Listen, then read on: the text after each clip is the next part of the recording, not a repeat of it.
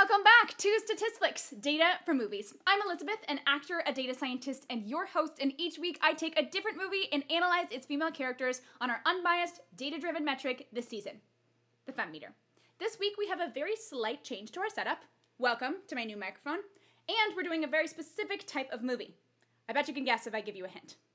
So, I'm Elizabeth, and you're watching Statistics.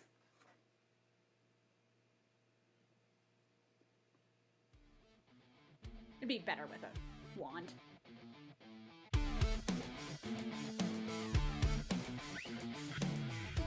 been on a real Disney kick lately. Maybe thanks to our family's new Disney Plus subscription, and today I want to take it back to what originally made Disney movies famous: Disney princesses.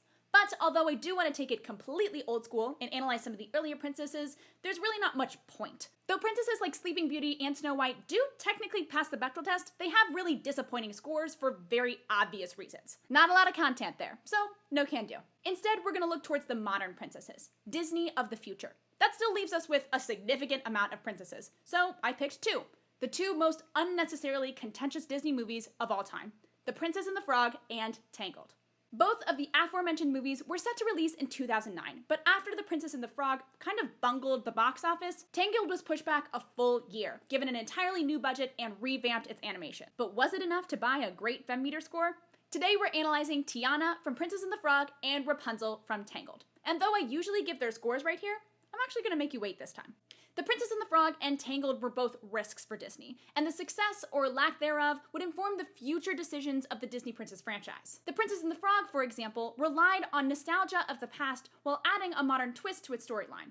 Instead of princess meets prince, they both face a problem and then live happily ever after, it's princess has her own dreams, meets prince, who causes a lot of problems, they both change each other for the better, and then live happily ever after. Although this update to the storyline added a lot to the movie, aesthetically, it looks like the past. The same 2D animation that we have loved along the years. Even the marketing for this movie began and ended with the 90s, showing clips of Jasmine, Ariel, and the Lion King before introducing the Princess and the Frog. The risk that Disney was taking here was having a black Disney princess, and having a black voice actor play her. Now, we don't have time to unpack all of that, but essentially it means that Disney put their resources not into aesthetics, but instead into storyline, universe, and song creation. Box office-wise, this experiment did not work. Adjusted for inflation, The Princess and the Frog is by far the least successful out of all the Disney princess movies, even lesser-known ones like Atlantis.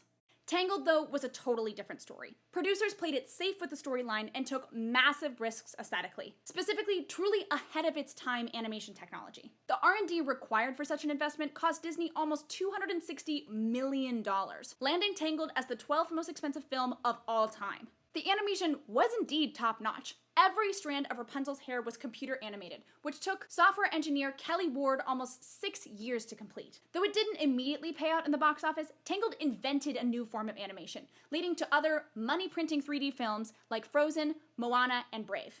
But with all this context, where does this leave these two films in terms of the FemmeMeter? For Tiana, the extra investment in the storyline very clearly paid off, resulting in a pretty solid 89, well within the good range. It's unusual that a Disney princess actually has a personality, but by the end of The Princess and the Frog, I had a pretty good idea of what Tiana would and wouldn't do. She has high agency, high plot points, and high screen time, all of which contribute to her very high score. It really helps that she changes and mutates her goals based off of her interests in this movie. She actively makes decisions that affect the plot. So kudos. Rapunzel, though, scores a pretty disappointing 72. So it seems that Disney's $260 million investment paid off in neither the box office nor the FemmeMeter. Rapunzel really, really struggles with her agency, all of which is instead given to her prince, Flynn Rider. A lot of her success is just given to her, mostly because people kind of fall in love with her optimism, and her beautiful hair. She has exactly one plot point, which tells you exactly what you need to know about that character. Whenever she gets in trouble, it's a man who comes and saves her. Very typical for a Disney princess, very unfortunate for the FemmeMeter. I've been doing this thing where I kind of make up the conclusion, so let's riff here for a second. I don't really know what to make of either of these scores or Disney execs' decisions about where to put their money. I think the reason that they made The Princess and the Frog in the first place is because they looked at their setup of Disney princesses and realized that they were missing an entire racial category, which objectively sucks. So they decided to make this movie in the 2D format, which I get, you want to have the old princesses look aesthetically the same, but also, why didn't you make this movie 10 years earlier?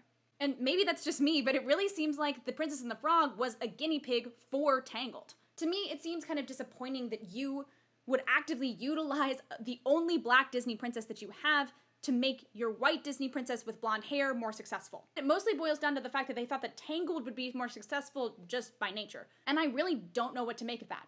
Regardless, Tiana from The Princess and the Frog scores a really solid 89, and Rapunzel from Tangled scores a pretty disappointing 72.